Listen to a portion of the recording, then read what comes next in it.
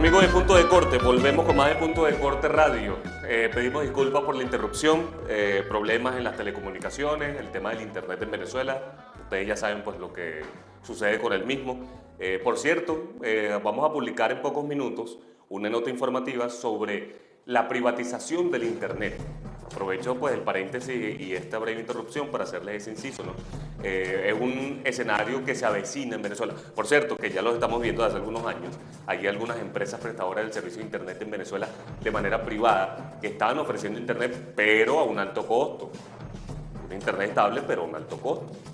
Esto muchas personas, pues aquellos que tienen la capacidad lo están ya disfrutando. Estamos elaborando una nota informativa sobre eso.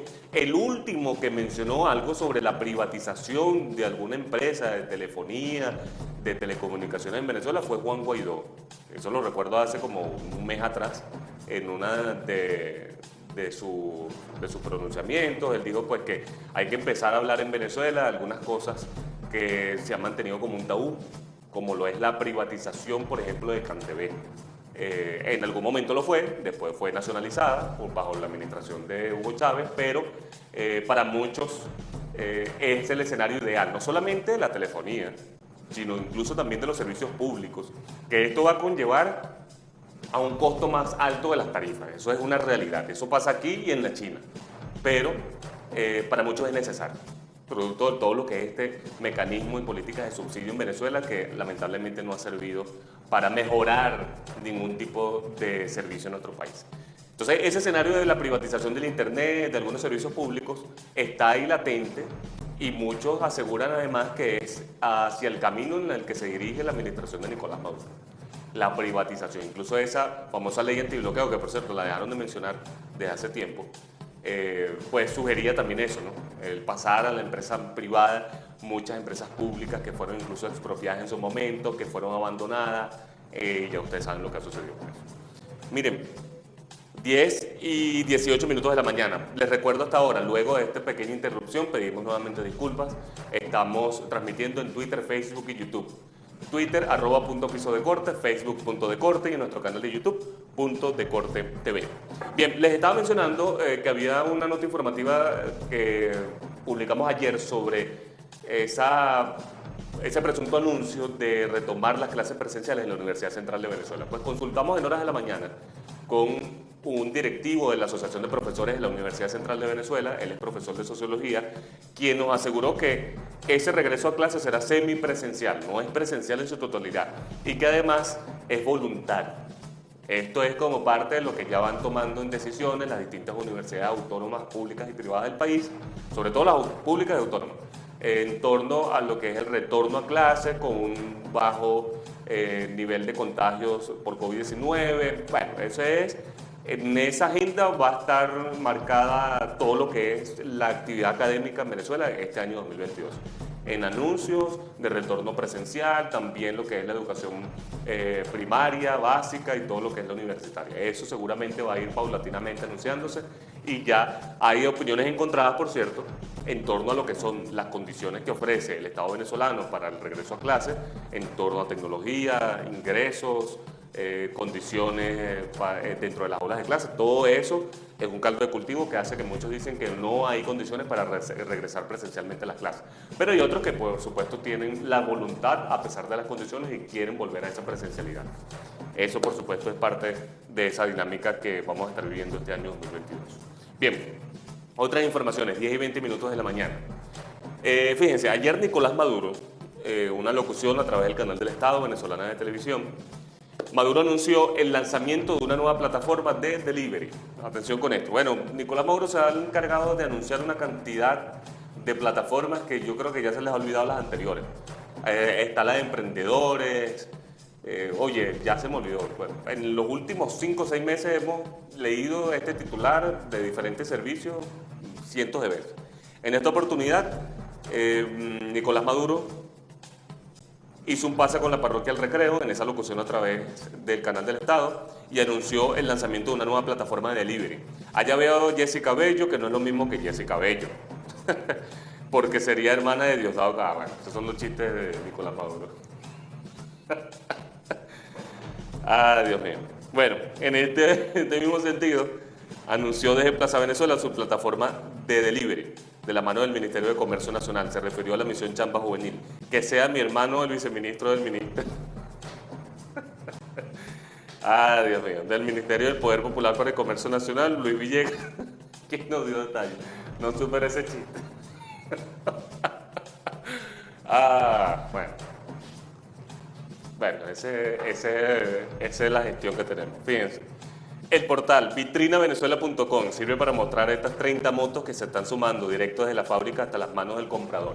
Aparte de este anuncio, de esta nueva plataforma del servicio de delivery, también él siempre lo acompaña como con una amenaza, ¿no? O sea, porque bueno, anunciamos algo, pero también amenazamos por otro lado. En este mismo sentido, ordenó investigación de las condiciones laborales de los motorizados que hacen delivery en Venezuela. Bueno, yo le mencionaba aquí al pan Humberto hace minutos antes de comenzar el programa que es una medida populista, pues evidentemente meterse en el bolsillo a los motorizados, que son cientos y miles en el país, es comprender también la realidad de todo lo que es la labor, el oficio en Venezuela.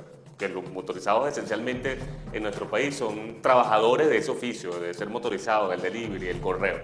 Bueno, evidentemente meterse en el bolsillo con una advertencia de que te vamos a ayudar, pero yo creo que al final ese te vamos a ayudar siempre se traduce en te vamos a, ustedes saben. En este sentido ordenó entonces investigar a las empresas que hacen delivery en Venezuela. Seguramente ya hay preocupación, algún tipo de contraloría, fiscalización que se va a generar en todas esas empresas que ustedes ya conocen, por cierto, de delivery en nuestro país. Que hay muchas denuncias, por cierto, en redes sociales también, quizás por ahí se va a apoyar la fiscalía en hacer algún tipo de investigación. Denuncias de mal servicio, ¿no? De retardo, de respuestas, sobre todo el tema del intercambio, ¿no? del bolívar, el vuelto. Hay muchas denuncias sobre eso. Y por ahí van los tips. Ya, ojo, bueno, eso seguramente está generando preocupación dentro de las empresas de servicio de delivery en nuestro país. Vamos a ver de qué va esta plataforma y vamos a ver de qué manera pueden ayudar a los motorizados que se dedican a este oficio en Venezuela. No hay mayor detalle, por eso es que no ofrecemos información un poco más ampliada. Él simplemente hizo el anuncio, no ofreció detalles de cómo va a ser el mecanismo, cómo es la plataforma, si tienen que tener un ingreso, un registro, un carnet, no lo sabemos. Bien, fíjense. Hay otra información que hay que también aclarar un poco. Ayer, producto de lo que ha sido esa crisis en Ucrania, de esa invasión rusa, la Unión Europea y Estados Unidos, incluso Latinoamérica, ha sacado de las cableras de televisión los canales rusos Russia Today y Sputnik V. Estos dos canales han salido del aire de algunas cableras de televisión. En Venezuela también, pero ojo, por ejemplo, Simple TV ya salió Rusia TV. De Intercable, si mal no recuerdo, es correcto, Intercable en algunas zonas, por ejemplo en Petare, reportaron que ayer también salió de la cablera. Pero fíjense, todavía está disponible en la parrilla de CanTV satelital, TDA y el Intelsat.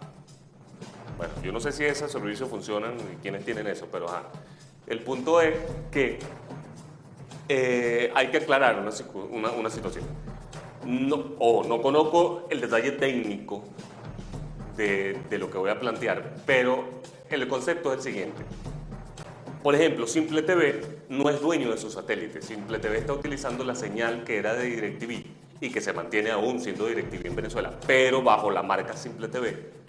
Y DirecTV Latinoamérica sacó del aire a Rusia TV y a Sputnik. Ellos lo sacaron para toda la región. Es decir, desaparece también de Venezuela. Independientemente de que Simple TV quiera o no mantenerlo. Desaparece porque el satélite es de DirecTV.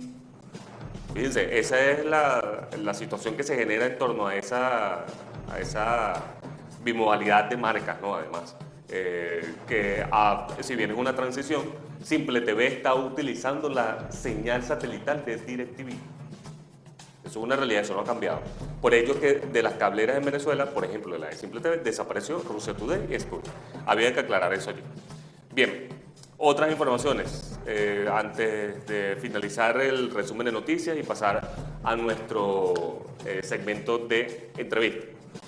Advierten que guerra en Ucrania impactará en el precio de los alimentos. Esto es un hecho, esto es inminente. La agresión rusa contra Ucrania provocará un incremento inmediato de los precios del combustible fósiles y de los alimentos en los mercados internacionales. Así lo estima Saúl Elías López, presidente de la Sociedad Venezolana de Ingenieros Agrónomos, por lo cual en Venezuela también se va a ver afectado el costo de algunos alimentos. ¿Cuáles serían las consecuencias para Venezuela? Pues la Sociedad Venezolana de Ingenieros Agrónomos advierte que la crisis en Ucrania reafirma la necesidad de incentivar la producción de alimentos en Venezuela. Se hace imperativo que Venezuela tenga sus reservas estratégicas de materias primas porque el precio de estas va a incrementarse, así como de otros commodities. Se estima que en los próximos 3 meses los costos de los insumos y alimentos pueden subir un 20%. Para aquellos que dicen, no, es que Ucrania está muy lejos. Ucrania no, eso es un problema de ellos y eso no nos importa a nosotros. Ajá. Debemos producir más para que se pueda alcanzar la plena soberanía alimentaria y al cultivar rubros como el maíz amarillo o el blanco en Venezuela se generarán empleos directos e indirectos y el desarrollo de las zonas rurales. Además, es más barato producir en el país que importar maíz. A diferencia de otros rubros, por cierto, que es al revés. Hecho que ha denunciado las cámaras de industria en Venezuela, que es más barato importar que producir. Pero en cuanto al maíz, es más barato, evidentemente, producirlo aquí que importar. Bien. Por cierto, Nicolás Maduro reiteró su apoyo a Putin y en ese mismo sentido afirmó pues que Venezuela está preparada para venderle lo que sea a Rusia.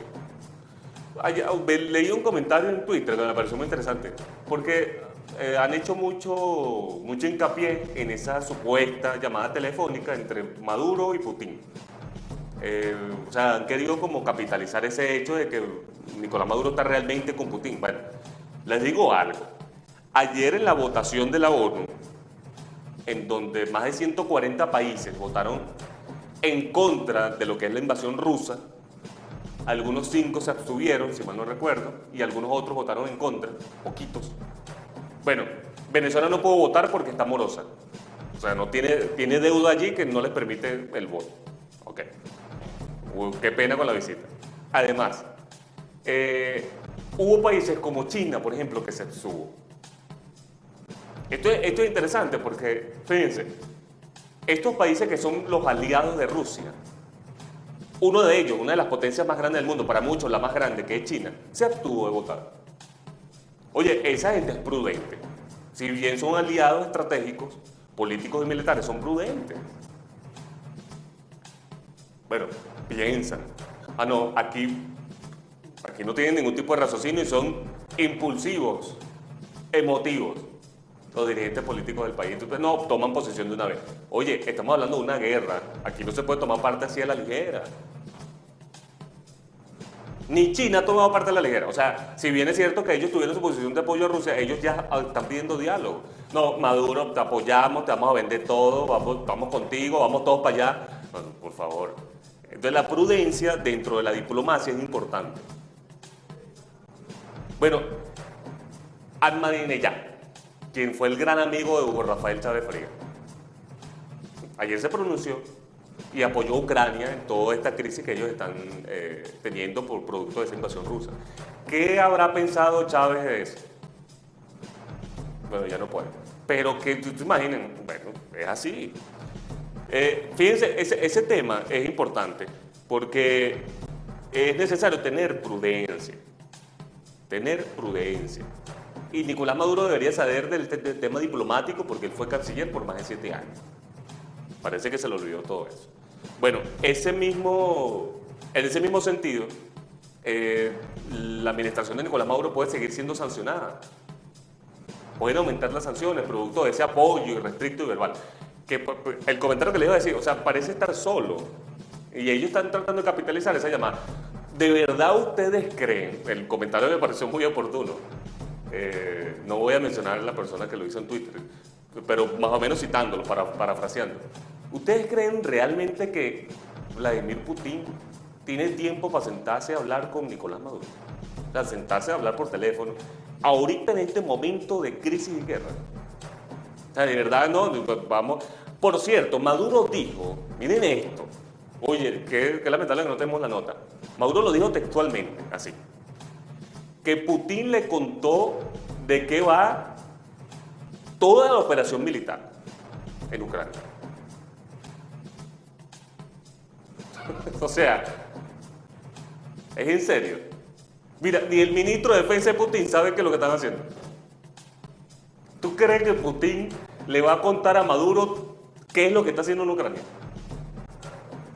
Ni Putin sabe qué es lo que está haciendo en Ucrania. Eso me llamó la atención porque Maduro dijo, no, Putin me contó toda la operación militar, por qué lo está haciendo, de qué va, cómo lo está haciendo. Por favor. Vladimir Putin tiene problemas mucho más graves que sentarse a hablar con Nicolás Maduro y contarle sus problemas, además. Pero bueno, miren, son las 10:32 de la mañana. Vamos a hacer una pausa, me pasé 2 minutos más. Tenemos que tratar de establecer comunicación con nuestro invitado del día de hoy. Les invito a que no se aparten de nuestras redes sociales, Twitter, Facebook y YouTube. Manténganse allí. Ya volvemos con más de Punto de Corte Radio.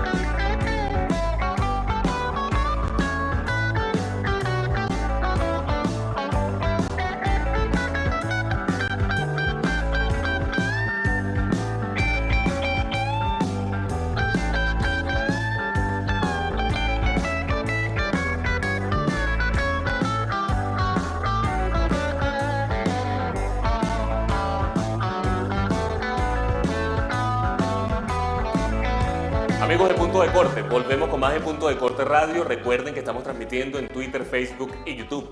En estas 3 redes sociales, las que usted prefiera, nos pueden ver a esta hora. En Twitter elaboramos una serie de tweets desglosando pues todo el contenido que analizamos en el programa y también, por supuesto, todo lo que es el segmento de entrevista que vamos a comenzar a continuación, ya cuando son las 10:35 de la mañana. Vamos a dar comienzo a nuestra siguiente sección, Hablemos con, para abordar el tema político en Venezuela, que evidentemente se mantiene en crisis política institucional, y también muchos aseguran pues que todo lo que está sucediendo dentro de los partidos, sobre todo de oposición, está generando una expectativa interesante para lo que son los próximos escenarios electorales, por ejemplo en el año 2024. Hay que hablar un poco sobre esto. Vamos a dar comienzo así a nuestra segunda sección, Hablemos con. Hablemos con. Hablemos con. Bien, a esta hora tenemos vía telefónica al profesor Eduardo Fernández. Ustedes, por supuesto, conocen la trayectoria de Eduardo, abogado venezolano, dirigente político, ex candidato presidencial, a quien le damos la bienvenida y los buenos días. Eduardo, ¿cómo estás? ¿Nos escuchas? Muy buenos días, muchas gracias y muchos saludos muy cordiales para toda la amplia audiencia que tiene esta emisora Bella Alegría.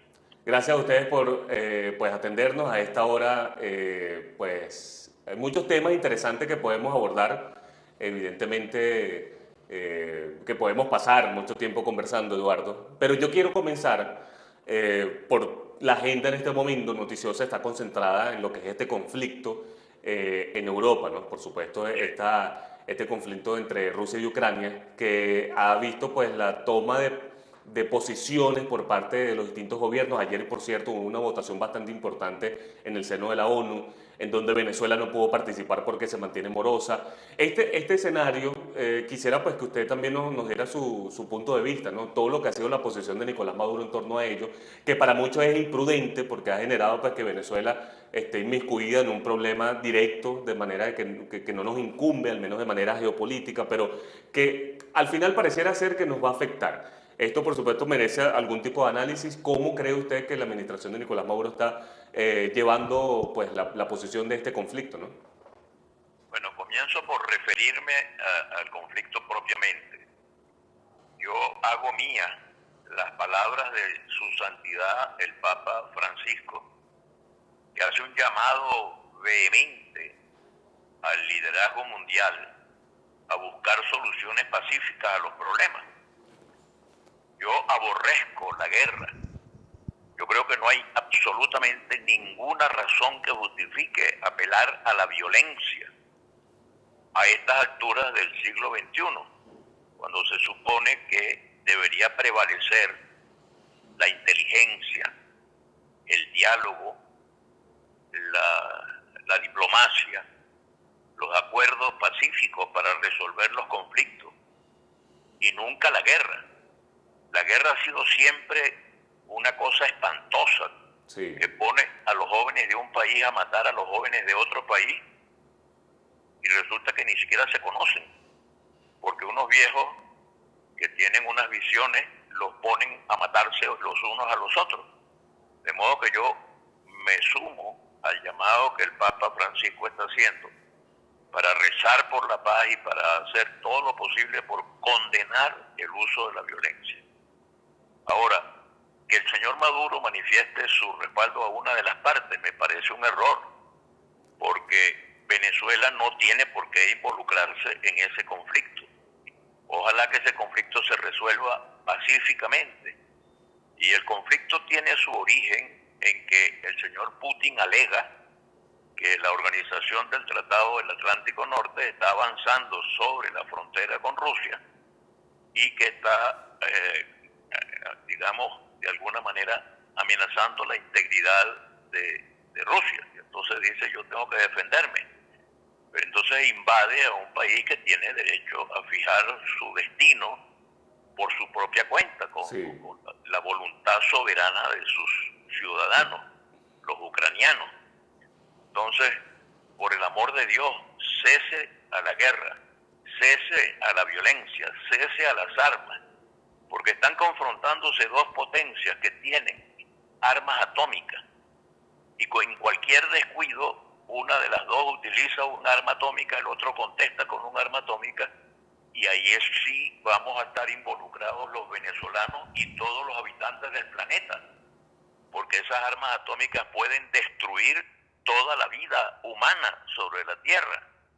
Entonces, bueno, no puedo hacer otra cosa sino una voz muy pequeñita, por supuesto, la mía, pero que pide a las partes involucradas que, por el amor de Dios, trabajen por la paz y no por la guerra. Profe, fíjese que usted, pues, haciendo referencia y honor a su gran trayectoria dentro de lo que es la vida política del país, sería interesante, pues, también hacer una comparativa, ¿no? ¿Cómo debe ser o cómo se hacía antes estos tratos, este tema diplomático en torno a lo que eran estos conflictos que se presentaron sobre todo durante mucho tiempo en Europa, en el Medio Oriente?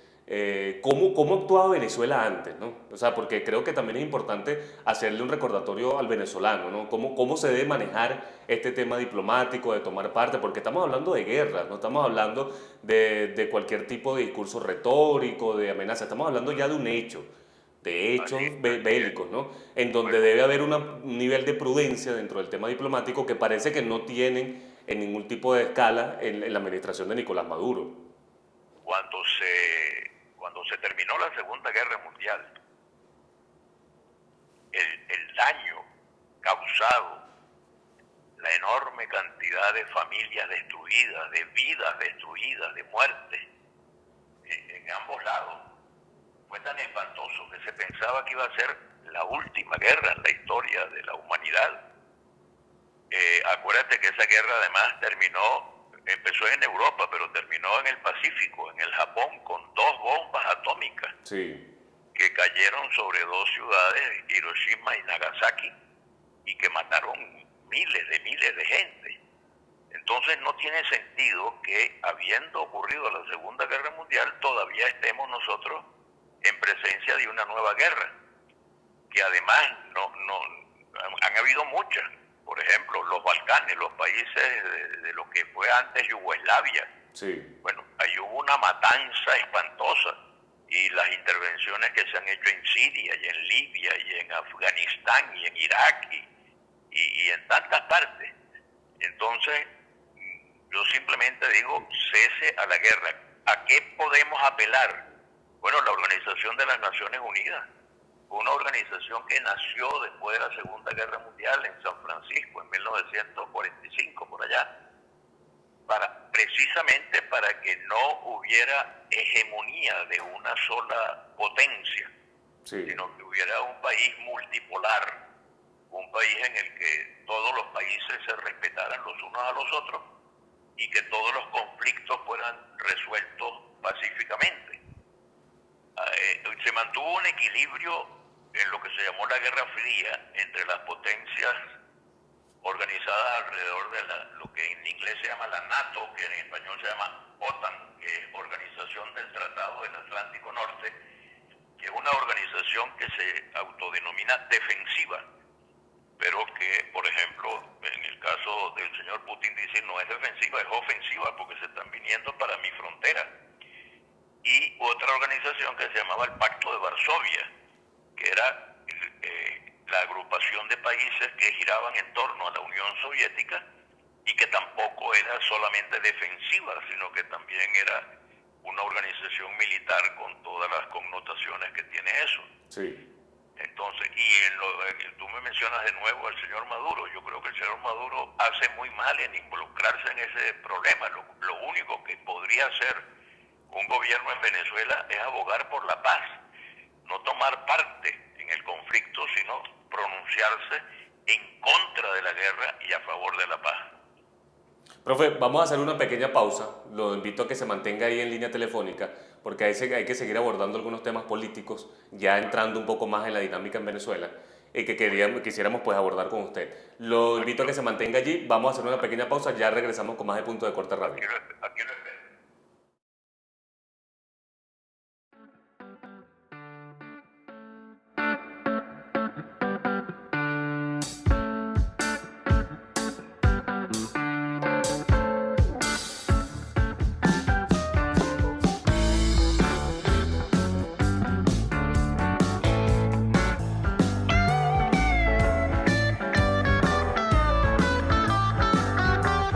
Bien, amigos de Punto de Corte, volvemos con más de Punto de Corte Radio. En internet tenemos algunas interrupciones, pedimos disculpas a aquellos que nos están viendo por Twitter, Facebook y YouTube. Los invitamos a que puedan tratar pues de bandear allí en cualquiera de estas redes sociales. El mismo problema con el tema de las telecomunicaciones en nuestro país, ustedes pues bien muy saben eso, por lo cual hay varios cortes en nuestro programa, sobre todo en el canal de YouTube. Les pedimos disculpas por esto, evidentemente pues ya es un tema que se escapa de nuestras manos, pero estamos haciendo lo posible para restablecer la señal. Ya en este momento estamos al aire nuevamente en Twitter, Facebook y YouTube, cualquiera de esas 3 redes sociales. Ustedes nos pueden ver en vivo del estudio de Punto de Corte Televisión. 10:47 de la mañana, continuamos vía telefónica conversando con Eduardo Fernández. Eduardo, gracias por mantenerse con nosotros en la línea. Fíjate que bien nos das tu apreciación sobre la parte que está tomando Venezuela a través de la administración de Nicolás Maduro en este conflicto, que a tu juicio pues es un error tomar parte en este conflicto bélico que puede evidentemente traer consecuencias serias. Y yo incluso hemos analizado aquí, no solamente en el programa, sino en el resto de la parrilla de Punto de Corte Televisión, en donde pues incluso hay un tema de sancionatorio, ¿no? Que ahí es donde quiero unir el siguiente punto para conversarlo contigo, Eduardo. Es inminente, ¿no? Todo lo que está sucediendo es un hecho ya. Las sanciones para Rusia, para Bielorrusia y todos aquellos funcionarios o partidos, incluso también países que están apoyando a esta acción militar ruso. Entre ellos hay una voz viva que lo está apoyando, como bien lo veníamos analizando, que es Nicolás Maduro. Para muchos internacionalistas, analistas en materia sancionatoria, es inminente que Estados Unidos puede tomar algún tipo de sanción con Nicolás Maduro nuevamente, o sea, más incluso de lo que ya está sancionada la administración de Nicolás Maduro. ¿En qué beneficia eso al pueblo venezolano? Porque además su administración está tratando, al menos en su petición a voz viva, de levantar esas sanciones. Incluso le ha pedido a la oposición que haga voz para que los Estados Unidos de Norteamérica levanten o flexibilicen esas sanciones.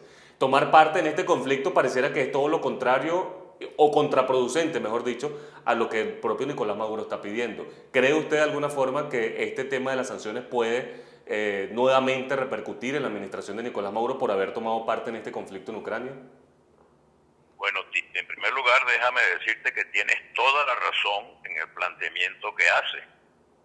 El señor Maduro y Venezuela como país debe tomar partido a favor de la paz y en contra de la guerra, pero de ninguna manera debe involucrarse a favor de una actuación que la abrumadora mayoría de los países del mundo está condenando. No se involucre en ese conflicto, y si tiene que involucrarse, hágalo a favor de la paz. Recomiende la utilización de todos los mecanismos pacíficos de negociación de conflictos pacíficos. Hay que restablecer la paz, hay que condenar la guerra y condenarlo en los términos más categóricos. Y no se puede el señor Maduro manifestar a favor de una operación que ha sido tan condenada por la opinión pública mundial como es la invasión de Rusia a Ucrania. Ahora, las sanciones. Yo no simpatizo para nada con las sanciones que se aplican a países y afectan a sus poblaciones. Porque cuando analizo algunas de las sanciones que se han aplicado a Venezuela, no es que ellas han causado la catástrofe económica y social de Venezuela, pero sí la han agravado. Y el último que va a sufrir las consecuencias de la catástrofe económica y social es el señor Maduro y su equipo. Ellos son los últimos a quienes les va a faltar gasolina. Ellos van a ser los últimos a quienes les va a faltar alimento. Entonces yo no simpatizo con las sanciones. Pero por lo mismo,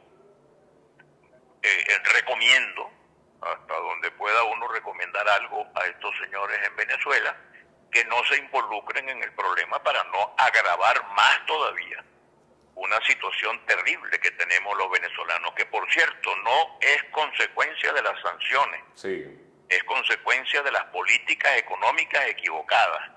La catástrofe económica y social de Venezuela comenzó cuando un presidente de la República empezó a decir por televisión: exprópiese, sí, exprópiese, exprópiese. Lo que han hecho las sanciones es agravar la catástrofe generada por esas políticas económicas equivocadas. Por cierto, agrego a ese planteamiento que usted hace, profe, que además, si para algo han servido las sanciones, que es una tesis que yo mantengo siempre en el análisis que hacemos aquí a diario, es para excusarse y lavarse las manos, ¿no? La administración de Nicolás Maduro, todos los problemas y todas las crisis que tenemos en nuestro país le han servido perfectamente, le han caído como anillo al dedo para lavarse las manos, que ellos no tienen la capacidad para resolver porque están bloqueados, porque están sancionados. Creo que incluso antes de comenzar esta conversación con usted, yo hacía un planteamiento que decía, bueno, mire, independientemente de que nosotros queramos o no que la administración de Nicolás Maduro continúe en el poder, sería interesante ver un escenario en Venezuela en donde se levanten todas las sanciones, a ver si realmente la administración de Nicolás Maduro tiene la voluntad y puede resolver o quiere resolver los problemas del venezolano, sin ningún tipo de bloqueo, sin ningún tipo de sanciones. Sería interesante, ¿no? Porque si eso no sucede, imagínense, entonces ya el problema realmente son ellos. Yo estoy de nuevo, estoy totalmente de acuerdo contigo. Déjame decirte lo siguiente.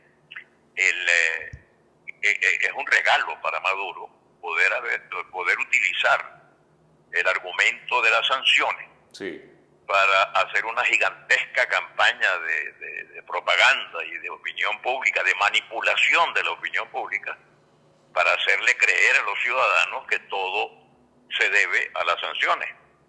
Yo quiero repetir lo que dije antes. La crisis económica y venezolana la provocaron dos administraciones, la del señor Chávez y la del señor Maduro, dirigidas por dos venezolanos que no tenían ninguna preparación ni ninguna capacitación para ser presidente de la República, Sí. y que asumieron unas políticas económicas dogmáticas que han fracasado a lo largo de todos los años y a lo largo de toda la experiencia universal. Entonces, ese es el origen de la catástrofe económica y social y política que está viviendo Venezuela.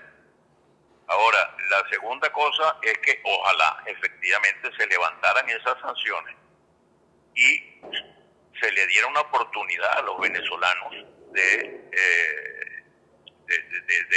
recibir los beneficios de unas políticas económicas de reactivación del aparato productivo venezolano.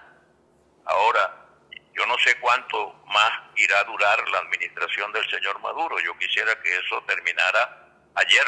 Total. Pero en todo caso, mientras el señor Maduro esté allí, bueno, ojalá que mejore la situación. Yo no creo en eso que dicen algunos, de que lo bueno que tiene la cosa es lo malo que se está poniendo. Porque lo malo que se está poniendo lo está sufriendo la gente más pobre en Venezuela. Son los más pobres, son esos 6, 7 millones de venezolanos que se han ido en las condiciones más dramáticas y más precarias. Correcto. Entonces no podemos pretender que la gente que está sufriendo sufra más todavía para luchar contra este gobierno. No, lo importante es que mejoren las condiciones, lo que no significa que no hagamos todo lo que pueda hacerse dentro de los mecanismos pacíficos, democráticos y electorales para sustituir a este gobierno lo más pronto posible por un gobierno que tenga capacidad de atraer las inversiones que Venezuela necesita para su recuperación económica y social. Sí, fíjese, profe, aprovechando que está mencionando ese mecanismo que debe evidentemente privar en Venezuela, que es el tema de ese escenario electoral, ese escenario democrático, ya dentro del seno de las distintas oposiciones que hay en Venezuela, ya hay ese planteamiento de concentrarse para el año 2024. He tenido la oportunidad de leer algunas precisiones que usted ha hecho, incluso a través de las redes sociales, en algunos artículos, en donde sugiere que no solamente concentrarse en 2024, o eso va mucho más allá, hay que elaborar condiciones, hay que, por supuesto, ofrecer incluso un plan de gobierno, un plan de país posterior a una elección presidencial. Pero eso ya sucedió incluso, profe, porque en algún momento incluso esta oposición, la administración de Juan Guaidó, ofreció algo que ya se llamó el Plan País. Entonces, ¿qué pasó con eso? Y no solamente con la oferta, ¿no? Porque eso también tendrían ellos que responder por eso, sino que nuevamente parece que estamos concentrados en un escenario presidencial en donde algunos dicen que no hay condiciones, que no se pueden mejorar, que sí se pueden, y entonces hay un mundo de contradicciones en donde ¿cuál es el mejor escenario? ¿Qué es lo que debe tomar en este momento la oposición para decirle al ciudadano, miren, evidentemente es 2024, o es antes, o es después, pero no hay un camino claro en este momento dentro de la oposición, ¿no? Bueno, yo he venido sosteniendo que en Venezuela, sino que hay que tener un planteamiento positivo, que es lo que nosotros haríamos en caso de que ganáramos la mayoría electoral en una consulta, en donde nos presentemos como una sola fuerza. Correcto. La fuerza del cambio.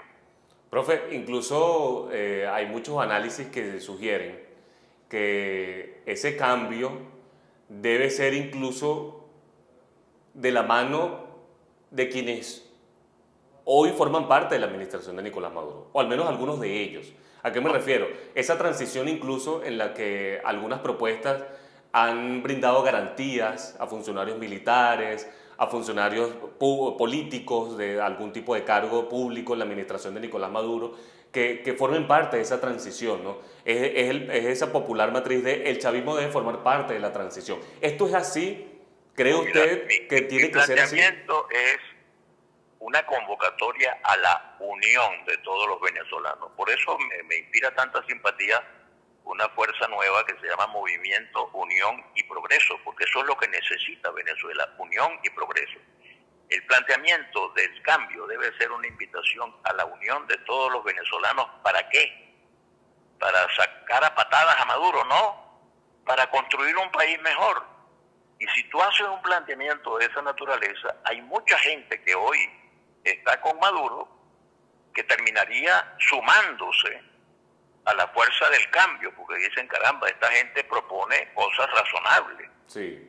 Lo que tenemos que erradicar de nuestro lenguaje y de la política venezolana es el lenguaje del revanchismo, del odio, porque eso nos ha hecho mucho daño en los últimos 20 años.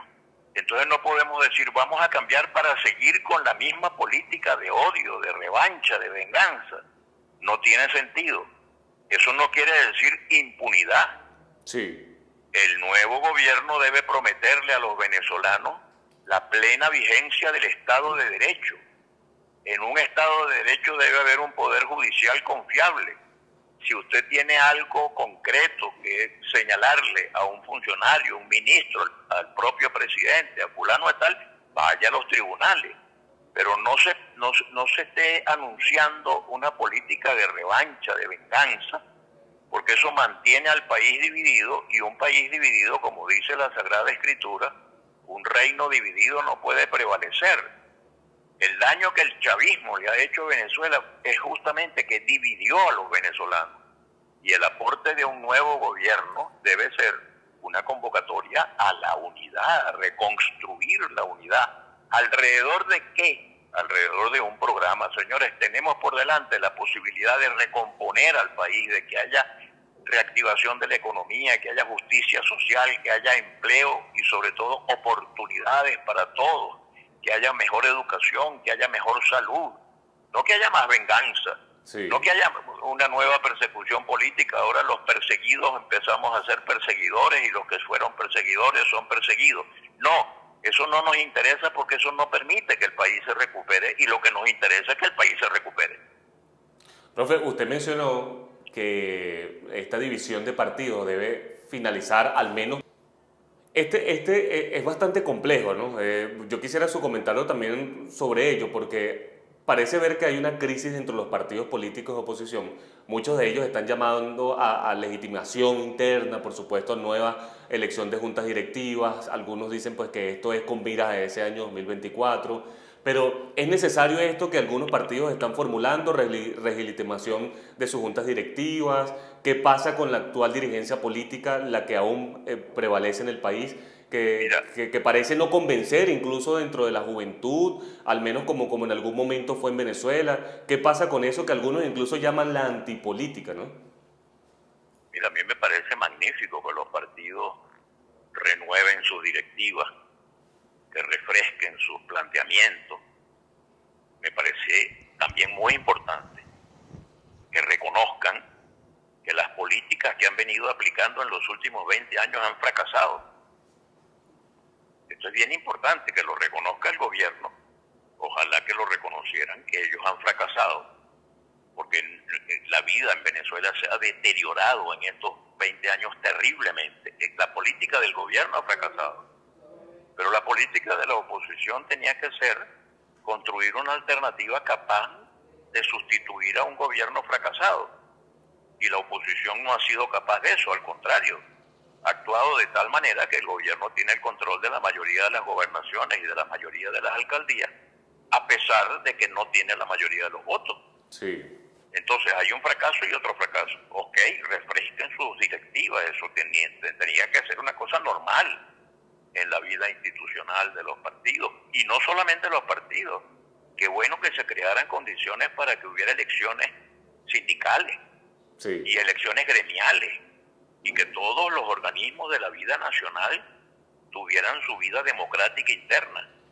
Ahora, mucho más importante que esos procesos de renovación de directivas es construir un gran movimiento de unión nacional que sea inderrotable, que tenga claridad en los objetivos para ganar la elección, demostrar inteligencia para que una vez ganada la elección no sea tan traumático el cambio.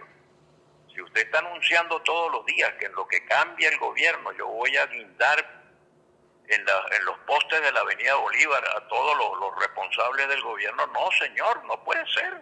Sí. Entonces, ¿qué tenemos que hacer? Ganar, luego lograr una transición pacífica e inteligente y finalmente gobernar. Y para gobernar necesitamos un país tranquilo. Si es un país polarizado y enguerrillado, pues no vamos a superar la crisis, que es el gran objetivo que tenemos, superar la crisis para que los venezolanos podamos todos vivir mejor. Unión de los venezolanos para el progreso de los venezolanos. Me parece que es un planteamiento bien interesante. Sí, correcto. Profe, lamentablemente se me acabó el tiempo, pero No se preocupe, quiero ya agradecerle que nos ya haya... tendremos nuevas oportunidades de conversar. Seguro que sí. Quiero agradecerle que nos haya atendido durante estos minutos. Le quitamos un poquito más de tiempo de lo previsto. Bueno, muchas gracias, muchos saludos y mucho éxito. Seguro, excelente, grato como siempre conversar con usted. Gracias. El profesor Eduardo Fernández, dirigente político, abogado venezolano, de mucha trayectoria dentro de la vida política en el país. Perteneció al partido COPEI hasta el año 2014. Hoy día pertenece a la Junta Directiva de Partidos y Partiditos, cito textualmente a Eduardo Fernández. Esta entrevista van a poderla ver nuevamente en nuestro canal de YouTube para que la compartan, porque hay mucha gente que pues evidentemente se muestra interesada en estos análisis que son objetivos, son claros, son directos al grano, sin ambigüedades.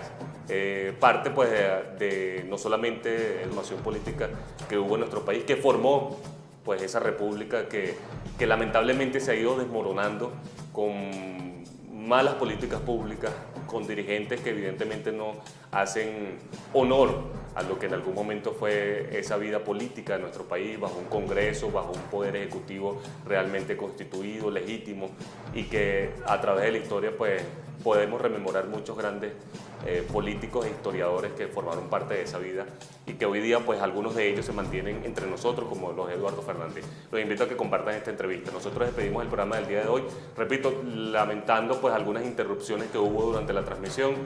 Evidentemente es posible privatización o hacia allá vamos, la privatización del Internet en Venezuela.